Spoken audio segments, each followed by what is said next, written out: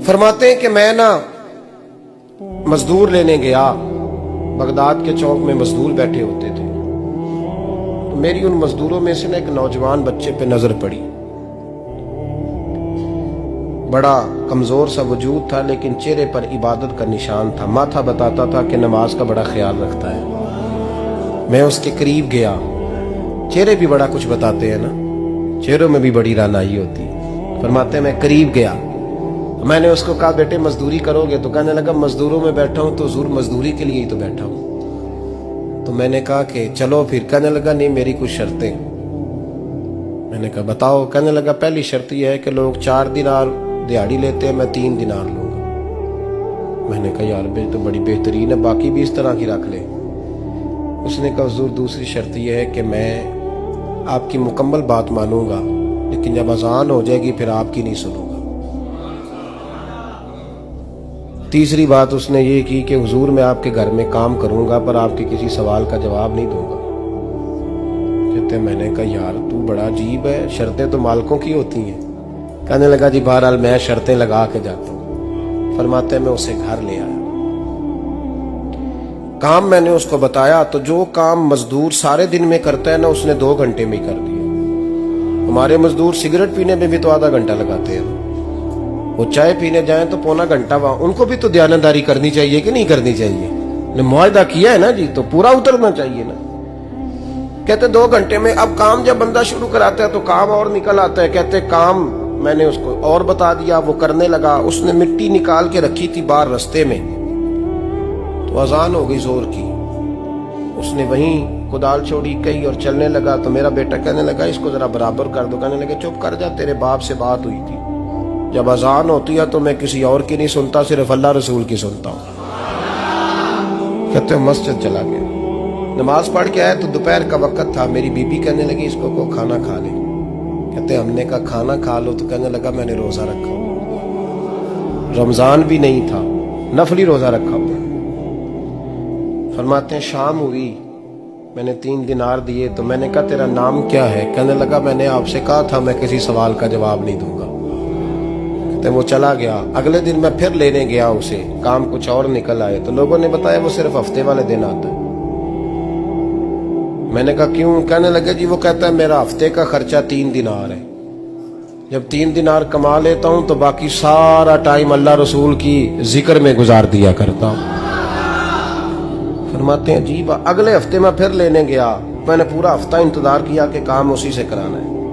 मैं जब गया तो मैंने कहा चलो। कहने लगा मेरी शर्तें याद है ना? और मैंने कहा याद है भाई, साथ चल। फरमाते हैं काम कराया। 2-3 हफ्ते वो आता रहा। 1 हफ्ते में गया तो लोगों ने कहा हुजूर आज नहीं आया। क्यों? कहने लगे बीमार हो गए। कहाँ घर है? कहने लगे बगदाद के कब्रिस्तान के पीछे जो कच्ची आबादी है उसमें रहता है। फरमाते मैं गया, दरवाजे पे दस्तक दी तो कहने लगा हुजूर आप हैं? दरवाजा खोला है, आ जाइए। फरमाते मैं अंदर गया तो मैंने कहा तुम्हें कैसे पता चला मैं आया हूं? कहने लगा हुजूर अल्लाह वाले हो, आप नहीं आना था, वरना अमीर तो गरीबों का पता लेने कोई नहीं आते। कहते मैं करीब गया तो कहने लगा मैं आपका इंतजार कर रहा था, तेज बुखार है, तप रहा। जेब से कुछ पैसे निकाले। कहने लगा ये पैसे रख ले। एक अंगूठी निकाली। कहने लगा हुजूर आज रात को मेरा इंतकाल हो जाएगा, इन पैसों का कफन खरीद के सुबह जनाजा पढ़ के मुझे दफन कर देना, और जब दफन करो तो ये अंगूठी लेके असर के बाद हारून रशीद के पास जाना। आप उसे कहना मैंने मिलना है, पर वो आपको टाइम नहीं देगा। आप उसको आवाज दीजिएगा कि तेरी एक अमानत है मेरे पास। फिर वो आपसे मिलेगा तो अंगूठी दे दे, फिर आप मेरी तरफ से फारिग हैं। हजरत फरमाने लगे तेरा नाम? और कहने लगा हुजूर वक्त थोड़ा है, आज रात मैंने जाना है, बड़ी लंबी माफी मांगनी है रब करीम से। अगर मुनासिब समझे तो मुझे अपने रब से तन्हाई कर दे। फरमाते हैं मैं आ गया, पर उसकी बातों ने मुझे सारी रात सोने नहीं दिया। फरमाते सुबह बड़ी मुश्किल से सूरज निकला, मैं गया, दरवाजे पे हाथ रखा तो दरवाजा खुला हुआ था। अंदर दाखिल हुआ तो खुशबुएं मेरा इस्तकबाल कर रही थी। जब चेहरे से कपड़ा हटाया तो उसका तो इंतकाल हो चुका। इंतकाल हो चुका है, ऐसे है जैसे किसी का दीदार करके सोया। कहते मैं तो 2 आदमी ले गया था जनाजे पे, पर पता नहीं दुनिया किधर किधर से आई, कहां कहां से। अखां जदों मीटियां जमाना मैनू रोवेगा, अपना ते अपना बेगाना मैनू रोवेगा। फरमाते हैं मैं तो 2 बंदे ले गया था, पर पता नहीं मखलूक कहां कहां से आई। जनाजा पड़ा, दफन किया। हारून रशीद के पास में असर के बाद गया, मैंने बुलाना चाहा पर बादशाह था, मेरी तरफ देखा ही नहीं। मैंने उसको कहा तेरी एक अमानत मेरे पास है। फरमाते हैं वो मुझे कोने पे ले गया, क्या बात है, कमरे में बुलाया, मैंने अंगूठी दी। हारून रशीद तो चीखे मारने लगा, कहने लगा अंगूठी वाला कहाँ है? मैंने कहा वो तो इंतकाल कर गया। कहने लगा मुझे कब्र पे ले चल। कहते मैं कब्र पे लाया तो वो लेट गया, तड़प के रोने लगा। मैंने कहा मेरा कलेजा फट जाएगा, ना उसने कुछ बताया ना तूने बताया, ये कौन था? तो हारून रशीद कहने लगा ये मेरा बेटा था।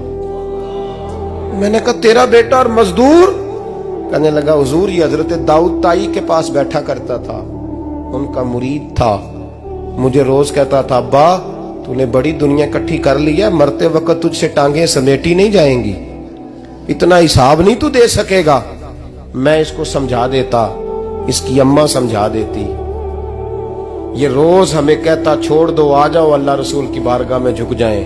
हम समझ। एक दिन ये चला गया, कहने लगा फिर तुम्हारा रास्ता और है और मेरा रास्ता और है। ये सोने की अंगूठी गलती से इसके पास रह गई, गलती से हीरे की अंगूठी चली गई। कहने लगा देखो मेरे बेटे ने आज वो भी वापस कर दी है। फिर तड़प के कहने लगा हारून रशीद था तो ये मेरा बेटा, पर मेरा मुर्शद निकला, मेरा पीर निकला। भाई जिंदगी तो बड़ी थोड़ी है ना। बाबा साहब ने कहा था उठ फरीदा सुत्या, और दाढ़ी आ गया ही पूर, अग्गा नेड़े आ गया, पिछा रह गया ही दूर। उठ फरीदा सुत्या खलकत वेखन जा, मते कोई मिल जाई बख्शिया ते तू ही बख्शिया जा। उठ फरीदा सुत्या झाड़ू दे मसीत, तू सुते रब जागदा, तेरी डाडे नाल परीत। मेरा रब हमें भी अपनी बारगाह में कबूल फरमा।